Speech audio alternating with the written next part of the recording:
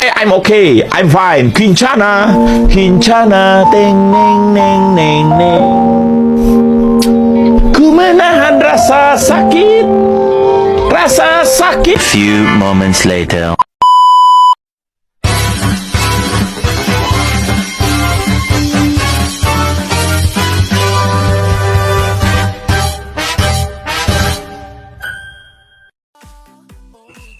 Oke, sekarang kita akan membahas pembentukan paragraf. Nah, sebelum itu kita harus tahu dulu nih apa itu paragraf.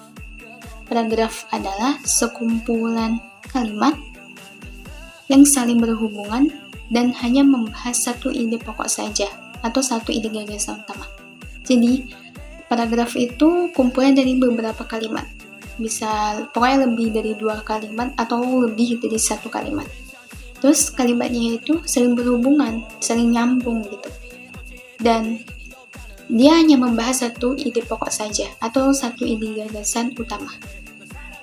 Nah, contoh paragraf itu misalnya, pagi ini cuacanya cerah. Saya pergi ke sekolah dengan sangat senang. Teman-teman juga terlihat bersemangat. Kami belajar dengan baik di sekolah. Oke, sekarang ke tujuan paragraf.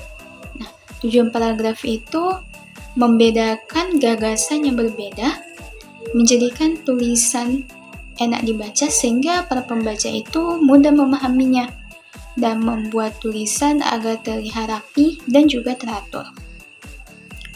Terus ada struktur paragraf. Nah, struktur paragraf itu ada 2. Ada kalimat topik atau pokok dan juga kalimat penjelas atau pendukung. Oke, ada kalimat topik atau kalimat pokok.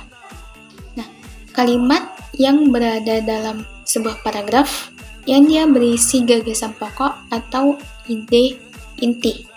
Contoh, sekolah yang bersih menjadikan siswa nyaman untuk belajar. Sekarang kita ke kalimat penjelas atau pendukung. Nah, yaitu menjelaskan, memperinci, dan mendukung kalimat topik dalam paragraf. Contoh, selain itu, udara yang segar juga membantu siswa untuk lebih fokus. Nah, sekarang kita ke jenis paragraf menurut fungsinya. Ada kalimat pembuka, kalimat penghubung, dan juga kalimat penutup. Tadi kan ada kalimat pembuka. Kalimat pembuka itu kalimat yang terletak di awal dalam paragraf atau cerita yang berfungsi untuk mengawali topik atau menarik perhatian pembaca. Contohnya, pagi itu sekolah tampak lebih ramai dari biasanya. Tadi juga ada kalimat penghubung. Nah, kalimat penghubung ini digunakan untuk menghubung ide antar kalimat atau antar paragraf, sehingga tulisan itu mudah dipahami dan runtut. Yaitu memakai kata penghubung. Contoh, selain itu, siswa juga diajak untuk menjaga kebersihan kelas setiap hari. Dan terakhir, ada kalimat penutup. Nah, kalimat penutup ini terletak di akhir. Biasanya itu untuk mengakhiri pembahasan dan juga menegaskan isi paragraf itu. Nah, contoh, dengan demikian, menjaga kebersihan lingkungan sangat penting untuk kenyamanan kita bersama. Oke, sekarang kita lanjut ke jenis paragraf menurut sifatnya.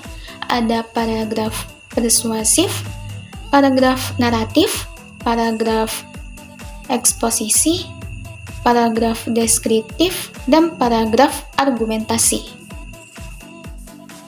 Nah, tadi ada paragraf persuasif.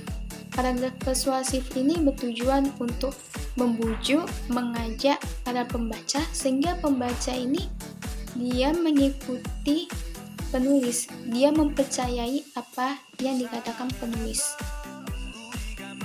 Juga kalau paragraf persuasif ini memakai kata ajakan, terus juga dia ada alasannya, terus dia juga pakai kata-kata yang meyakinkan para pembaca.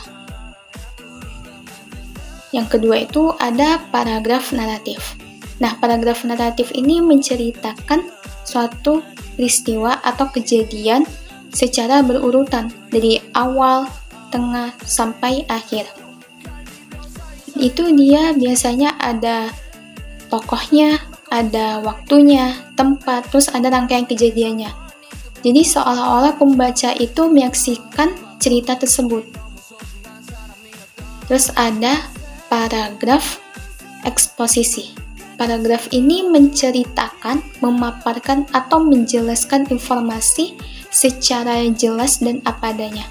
Kalau paragraf ini tuh tujuannya itu nggak mengajak atau membujuk para pembaca, tapi dia ini memang memberikan informasi, memang fakta, memang benar, agar para pembaca memahami suatu hal itu dengan lebih baik.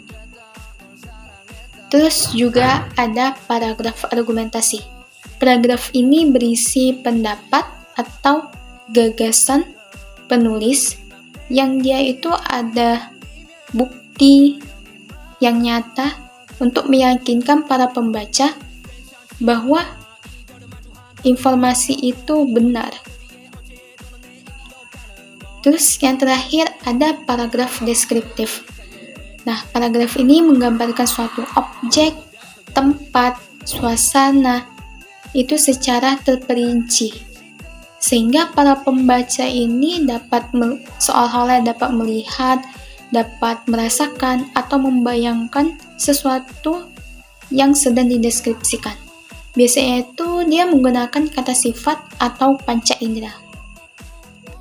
Terus ada syarat pembentukan paragraf. Pertama itu koherensi atau ide tersambung. Dia ini saling sambung kayak gitu.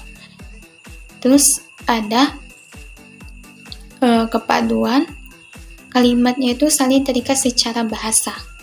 Terus yang terakhir kesatuan pikiran. Dia itu fokus aja sama satu ide utama itu. Dia nggak keluar dari topik. Nah, itu tadi pembentukan paragraf. Nah, ini ada contoh paragraf deskriptif, persuasif, naratif, eksposisi, dan juga argumentasi. Juga ada contoh kayak mana koherensi, terus kepaduan, dan kesatuan pikiran.